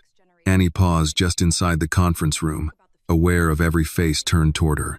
The long table, the wall screens, the folders marked confidential, and the people seated around them made the space feel more formal than any room she had ever entered. William stood near his chair, but he did not move toward her. Take your time, he said. Annie nodded once and walked to the empty end of the table. She had expected her hands to shake. Instead, she felt strangely steady. The board chair looked at her over a pair of reading glasses. Miss Brooks, we understand you asked to speak before the vote. Yes, ma'am. You are not required to discuss your medical condition. I know. You may leave at any time. Thank you. Daniel Mercer leaned back in his chair, saying nothing, though his expression made Annie aware that some people in the room already believed she had been given too much influence. The chair gestured toward the table. Please tell us what you believe we should know. Annie looked around the room before speaking. I did not come here to ask you to protect me. I also did not come here to ask you to remove Mr. Harrison or keep him in his position. I came because people are discussing what happened to me as though I am not able to explain it myself. No one interrupted. I started feeling sick in the afternoon. My supervisor told me to go home. No manager ordered me to stay. No one locked the door or threatened my internship. Daniel glanced toward another director, but Annie continued before anyone could use her words. I stayed because I believed leaving unfinished work would make me look weak. I believed everyone else was working harder than I was, and I was afraid one mistake would confirm whatever doubts people might already have about me. One director asked, what doubts? Annie held his gaze. That I was too young, that I had been given an opportunity I had not earned, that I would need more help than everyone else. The director shifted slightly. Annie continued. Some of those fears came from me. I understand that. But some came from what I saw around me. People answered messages late at night. They talked about missing meals as though it proved commitment. They praised employees for never taking time off. I had only been there a week, but I understood what received respect. William lowered his eyes. The board chair asked, do you believe the company is responsible for your illness? No. Her answer came quickly. My doctor did not say the company caused my condition. I made the decision to keep working after I felt pain. That was a bad decision, and I have to take responsibility for it. Daniel leaned forward. Then do you believe these policy changes are necessary? Annie turned toward him. Yes. His eyebrows rose. Why, if no one forced you to stay? Because people should not have to reach the point I reached before they feel allowed to leave. Daniel's voice remained controlled. But policies cannot replace personal judgment. No, sir. They can make the expectations clear. What if employees misuse them? Then deal with those employees. The answer came so naturally that William almost smiled. Annie continued. Do not make everyone prove they are in serious pain before you believe them. Do not make the weakest person in the room carry the cost of someone else's dishonesty. A director near the screen folded her hands. Miss Brooks, are you aware that the acquisition may fail because of the revised labor costs? Yes. And how does that make you feel? Terrible. The honesty of the answer changed the mood around the table. Annie looked down for a moment before continuing. I know people have worked on this deal for months. I know jobs and money are involved. I do not want anyone to lose an opportunity because I got sick. She lifted her head. But I also do not think a $4 billion agreement becomes fair simply because it is worth $4 billion. The board chair watched her carefully. Annie said, if the deal only works when people are afraid to say they need help, then maybe the numbers were never honest. William looked at her, hearing his own argument expressed without the authority of his title. Coming from Annie, the words carried a different weight. She had nothing to gain in that room and many reasons to remain silent. Daniel tapped one finger against his folder. You understand that Mr. Harrison could lose his position today? Yes. And you came because you want to prevent that? No. The answer caught him off guard. Annie turned toward William. He helped me when I called. I will always be grateful for that. But doing one good thing does not mean the board should ignore every other question. William accepted the words without flinching. Annie faced the directors again. You should decide whether he is leading the company well. You should not keep him because he drove me to the hospital, and you should not remove him because he listened afterward. Claire watched from the screen, her expression becoming more thoughtful. Annie continued, I came because people have been using my name to argue both sides. Some say the company changed too much because of me. Others say Mr. Harrison should be praised because he helped me. I do not want either story. What story do you want? The board chair asked. The true one. Annie took a breath. I was in pain. I stayed too long. I asked for help. Mr. Harrison came. Afterward, the company discovered that other employees were also afraid to speak. What happens next is your responsibility. The chair remained quiet for several seconds. Then Daniel asked, Do you believe William Harrison should remain chief executive? Annie looked at him. I believe a person should not be judged only by the mistake that exposed the problem. They should also be judged by what they do after they can no longer deny it. Her eyes moved toward William. He is trying to change the company. Whether that is enough is for you to decide. William finally spoke. Annie, you do not owe me a defense. I know. Then why did you come? Because I owe myself the right to speak. William nodded slowly. The board chair closed the folder in front of her. Thank you, Miss Brooks. You have been clear. Annie turned to leave, then stopped. There is one more thing. The chair waited. Annie looked around the table. People keep calling me brave. I was not brave that night. I was scared.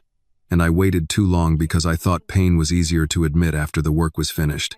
Her voice softened but remained steady. A good workplace should not require courage just to say, I need to go home. No one answered. Annie walked toward the doors.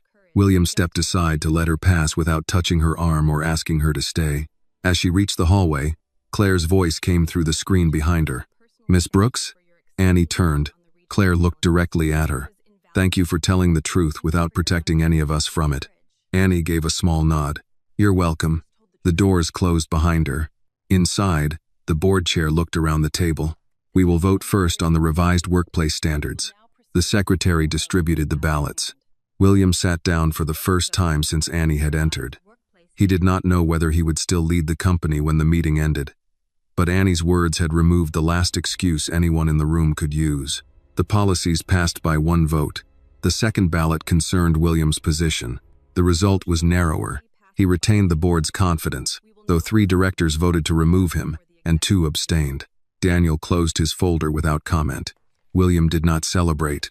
He looked toward the doors Annie had passed through and understood that keeping his title was not a victory. It was a final warning. The board had given him more time. Now he had to prove that Annie's voice had changed more than one meeting.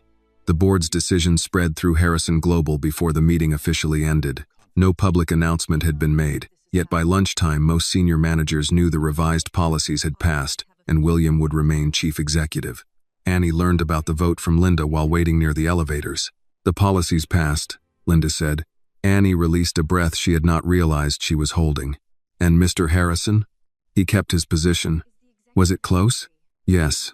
Annie looked toward the conference room doors. Is he angry that I spoke? No. How do you know? Because the first thing he said after the vote was that no one was to use your statement in company publicity. Annie's shoulders relaxed. Linda studied her face. You did well in there. I almost left before they called me in. But you didn't. I was afraid I would say the wrong thing. You said what you believed. That does not always make things easier. No, Linda replied. It usually makes them harder before it makes them useful. The elevator arrived. Linda stepped inside with Annie, but before the doors closed, William came out of the conference room. Annie. She turned. He walked toward them without the group of executives who usually followed him. Do you have a minute? Annie glanced at Linda, who stepped out of the elevator. I'll wait downstairs. When they were alone, William said, You should not have been placed in that position. I asked to speak. I know. Then why are you apologizing? Because the board discussed your life as though it were evidence in a case. Annie looked at him carefully. They were already doing that before I came in. Yes. At least they heard me directly. William nodded. You were right about something. Only one thing? He almost smiled. You said doing one good thing should not protect me from every other question. I hope that didn't sound disrespectful. It sounded honest. Annie adjusted the strap of her bag. Are you going to keep the policies? Yes. Even if the deal fails? Yes. She looked toward the conference room. Daniel Mercer seemed angry. He is. Will he leave? I don't know. Do you trust him? William did not answer immediately. I trust that he believes he is protecting the company. That wasn't my question. William looked at her. No. I do not trust every decision he is making. Annie nodded, then started toward the elevator. Annie. She stopped. Thank you. For what? For reminding everyone in that room that you were not a lesson for us to shape however we wanted. Her expression softened. Then don't turn me into one later. I won't. Downstairs, several employees gathered near the cafe after hearing about the vote. Some were relieved, others worried about the acquisition. Annie passed them quietly, but one woman from the accounting department stepped forward. Miss Brooks? Annie stopped. My name is Carla. I've worked here 11 years. Nice to meet you. Carla held a paper cup in both hands. I heard what you said to the board. Annie glanced at Linda. It wasn't supposed to leave the room. I didn't hear the whole statement. One of the directors repeated part of it to a department head. Annie's face tightened. Carla quickly added, I'm not here to ask questions. Then why did you stop me? Because I wanted to say thank you. Annie looked uncomfortable. You don't have to thank me. I missed my sister's surgery 2 years ago because my manager said the quarter-end review would affect promotions. Annie's expression changed. Carla continued. She told me she understood. I told myself I was being responsible. I still regret it. I'm sorry. Suami. Carla looked toward the elevators. The new policy won't change what happened, but maybe the next person will make a different choice. Annie did not know how to respond. Carla gave her a small nod and walked away. Linda waited until they reached the lobby before speaking. You all right? I think so. You don't look sure. I wanted to come here, do good work, and go home. I didn't want strangers telling me their regrets. Then you are allowed to say you cannot carry them. Annie looked back toward the cafe. But what if speaking helps someone? It may. Then how do I know when to listen and when to step away? You decide each time. That sounds exhausting. It can be. That is why no one should demand it from you. At the same time, William returned to the conference room, where Daniel remained seated with his folder closed. You survived the vote, Daniel said. This was not something to survive. Daniel gave him a tired look. You know what I mean. William took the chair across from him. Are you resigning? Do you want me to? I want to know whether you can carry out policies you opposed. Daniel looked toward the city beyond the windows. I spent half my life building this company. That does not answer the question. I think some of these rules will make us slower. They may. I think employees will misuse them. Some may. And you still expect me to support them. I expect you to follow the board's decision. Daniel turned back toward him. You are willing to accept lower performance. No. I'm willing to stop calling unhealthy behavior high performance. Daniel's expression hardened. You speak as though all of us were cruel. I don't think we were cruel. That is generous. I think we became comfortable with a system that benefited us. And now you want forgiveness. No. William leaned forward. I want accountability. Daniel gave a bitter laugh. That word is easy when you remain in charge. I offered to step down. You knew they might keep you. I did not know. Daniel opened his folder again. The acquisition partners sent revised terms. William reached for the document. Several expense protections had been removed. The other company also demanded a lower purchase price, arguing that Harrison Global's new labor standards reduced projected value.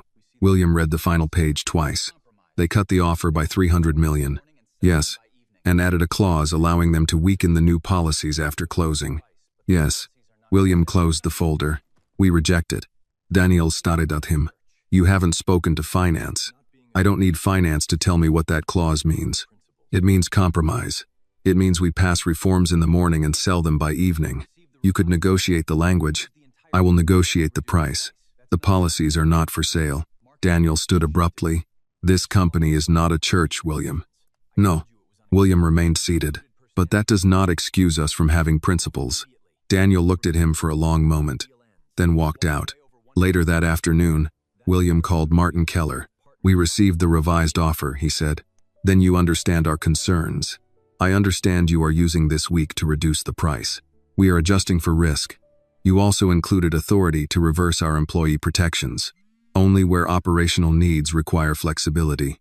William looked at the policy document signed by the board. Remove that clause. William, remove it, or the deal ends. Martin's tone cooled. You would walk away over one paragraph? No, I would walk away because that paragraph tells me what kind of partner you intend to be. He ended the call before Martin could answer. Across town, Annie sat with Martha at the kitchen table, eating baked chicken, rice, and steamed vegetables. Her phone continued to receive messages from employees she barely knew. Martha noticed her turning the screen face down. Too much? Yes. Then stop reading. What if someone needs an answer? You are not the company counselor. Annie looked at the phone again. I started something. No, Martha said. You spoke. Other people decided what to do with it. Annie was quiet. Martha reached across the table. Kindness does not mean carrying every burden placed near you. Sometimes kindness means refusing to let people make a home inside your guilt. Annie nodded slowly. That evening, William received Martin's response. The clause would be removed, but the reduced offer would remain. William accepted the new price. $300 million disappeared from the value of the deal, yet the workplace protections stayed intact. When his assistant asked whether he wanted the board informed immediately, William said yes. Then he added, "Do not mention Annie." The change had begun with her call, but the cost was his to carry. The revised agreement reached the board the following morning. $300 million had been removed from the purchase price, but the clause allowing the new workplace protections to be weakened was gone. William entered the conference room carrying a single copy of the final terms. Daniel Mercer was already seated near the far end of the table, speaking quietly with two directors. Their conversation stopped when William took his place. The board chair opened the meeting. We have reviewed the buyer's response. The financial reduction is significant. It is, William said. One director has requested that we return to negotiations. Daniel raised his hand slightly. I made that request. William turned toward him. What do you intend to offer? A temporary exception to the after-hours restrictions during major transactions. That is the same condition we rejected. It is narrower. It teaches employees that their health matters until the company considers something important. Daniel's patience gave way. Every business has critical periods, and every critical period cannot become permission to ignore limits. A director opened the financial report.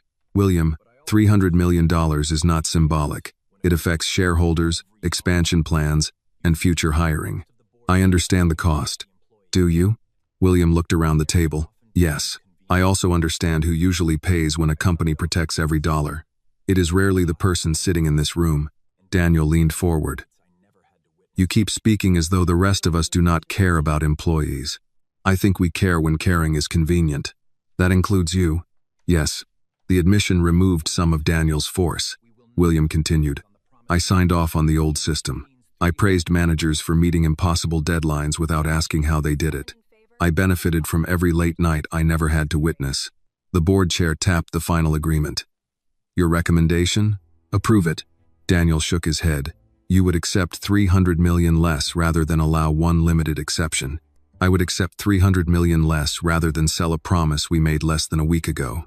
The vote passed, though not easily. 2 directors opposed the agreement, and 1 abstained. When the board chair announced the result, no one applauded. William signed the authorization.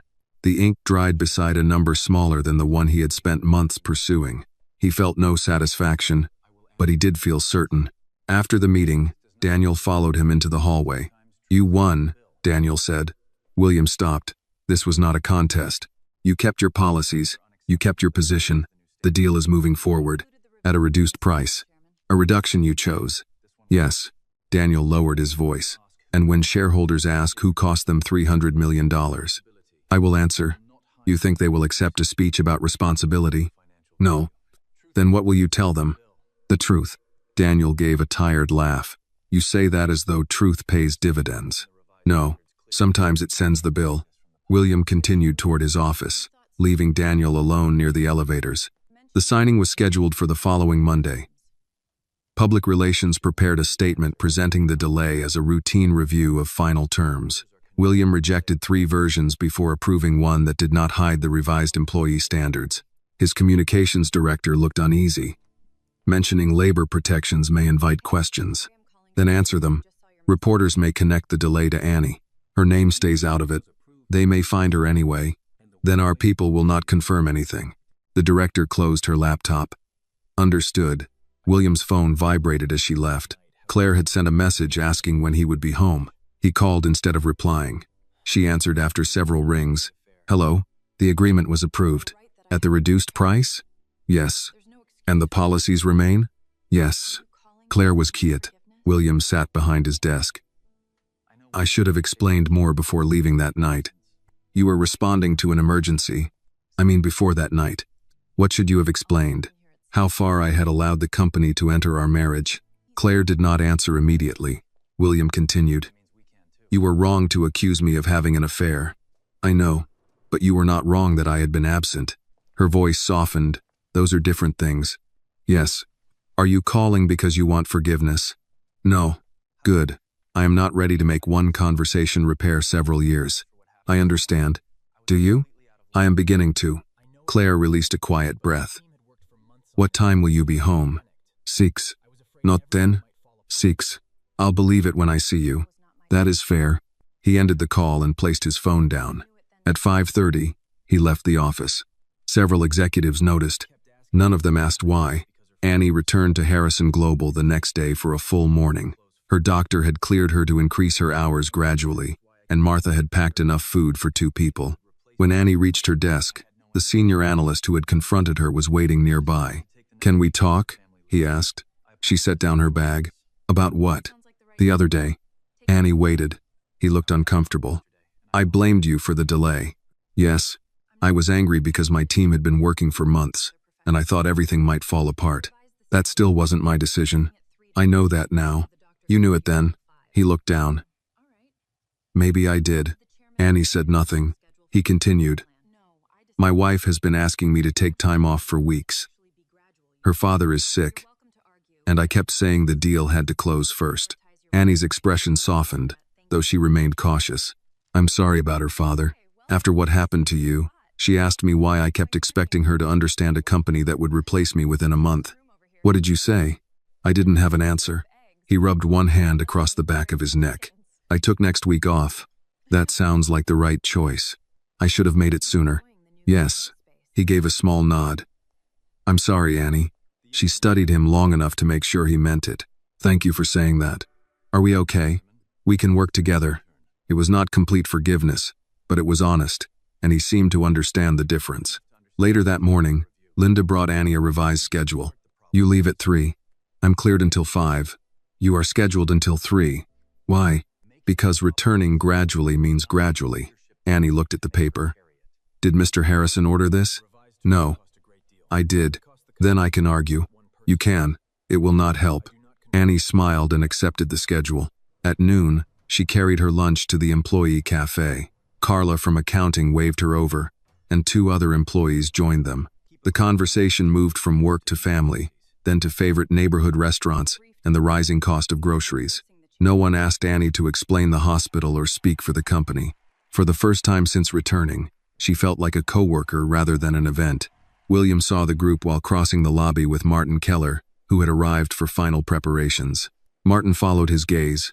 Is that her? William looked at him. Who? The intern. William's expression warned him not to continue. Martin lowered his voice. I heard enough to understand what started the review. She did not start the problem. No, she made it visible. William glanced back toward Annie. She was laughing at something Carla had said. That does not give us the right to make her carry it. Martin nodded. The revised terms cost you a great deal. They cost the company. You control the company. Not the way I once thought. They continued toward the elevators. Before the doors closed, William saw Annie gather her lunch container and return to work with the others. She did not see him. He preferred it that way. The policy changes no longer needed a frightened young woman at their center. They needed managers willing to enforce them after the attention disappeared. On Monday morning, the signing table was prepared in the main auditorium. Cameras, reporters, investors, and employees filled the seats. The final agreement waited beneath the stage lights, carrying a lower number and a greater promise.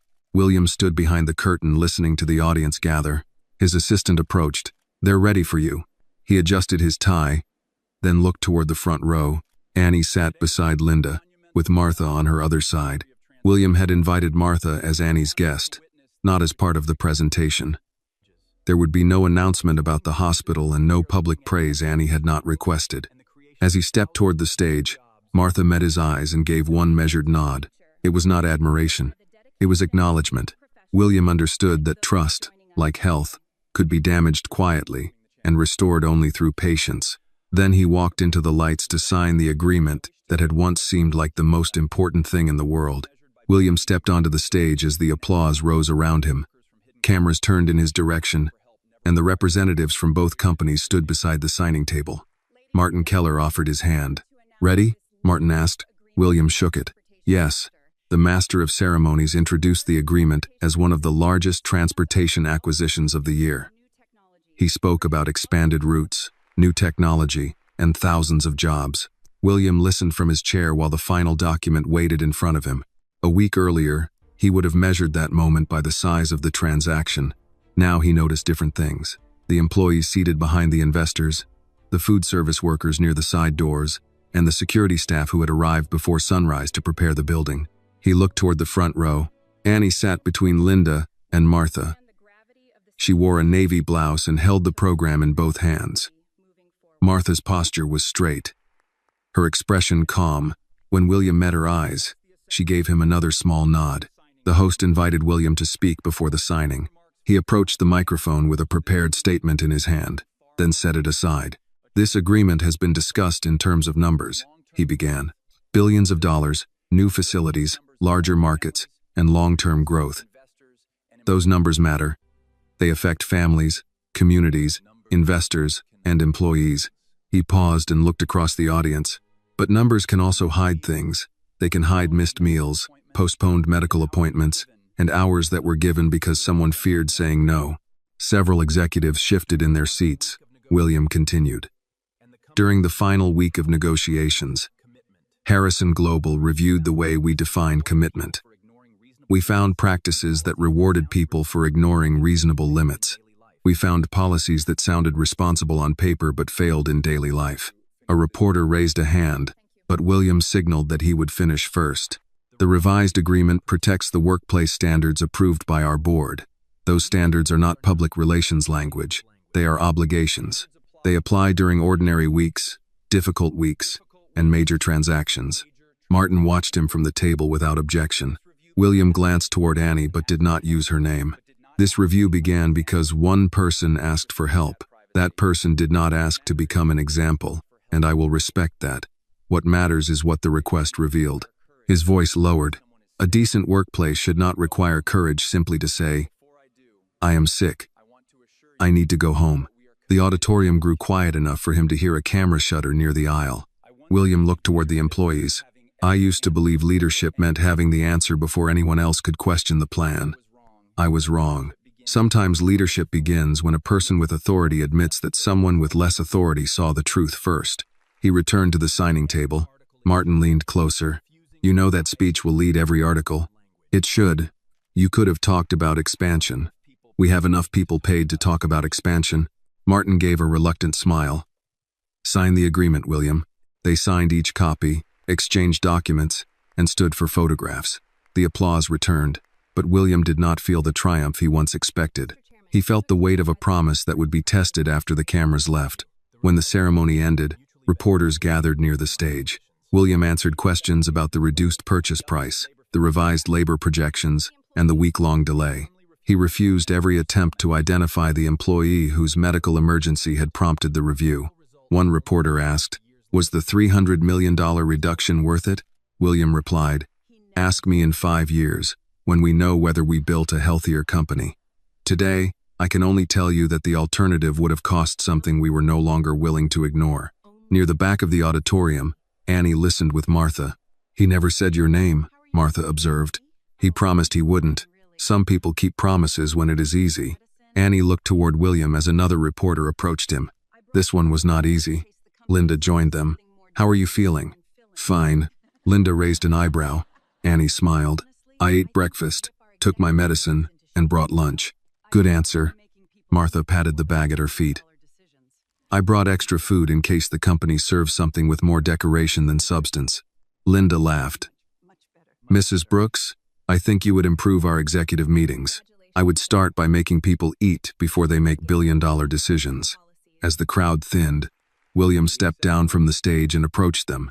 Mrs. Brooks, Mr. Harrison. He turned to Annie. How are you? Better. Only better? Much better. That is acceptable. Annie glanced toward the signed documents. Congratulations. Thank you. You gave up a lot to keep those policies. William shook his head. The company accepted a lower price. The employees should not be expected to repay it with gratitude. I know. But you still made the decision. The board made the final decision, after you forced them to face it. Martha looked between them. Neither of you needs to win this argument today. William smiled. That sounds fair. Claire approached from the side of the stage.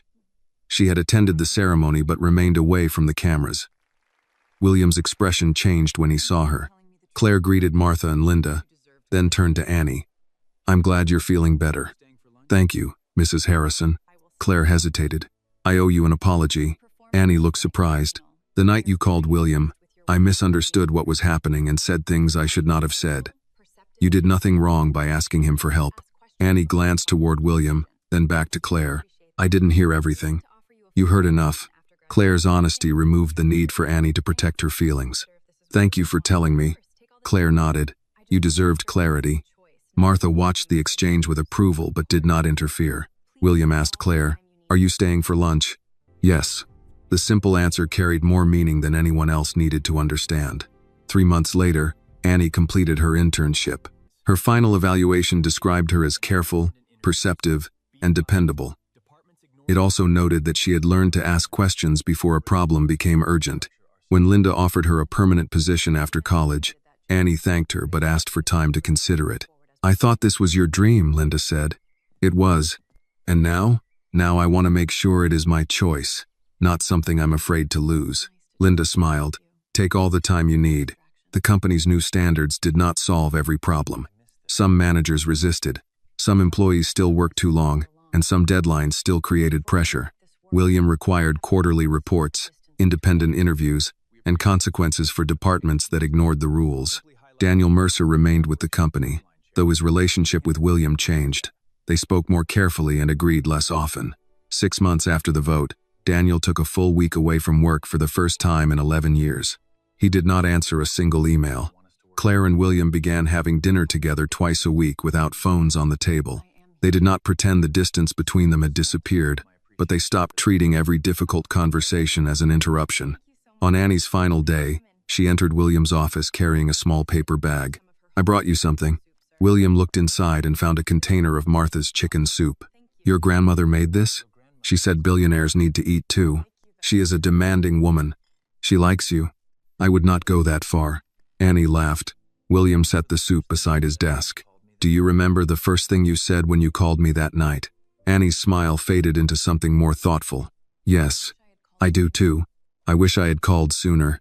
So do I. She looked at him. But I'm glad you answered. William nodded. So am I. Annie turned toward the door, then stopped. Mr. Harrison? Yes? People keep saying you saved me that night. William waited. I don't think that is the whole truth. What do you think happened? You came when I asked. After that, a lot of people had to choose what to do. William considered her words. That sounds more accurate. Annie opened the door. Before leaving, she said, Thank you for choosing well. When she was gone, William looked at the container of soup, the schedule cleared for lunch, and the city beyond his office windows. The company had completed its largest deal.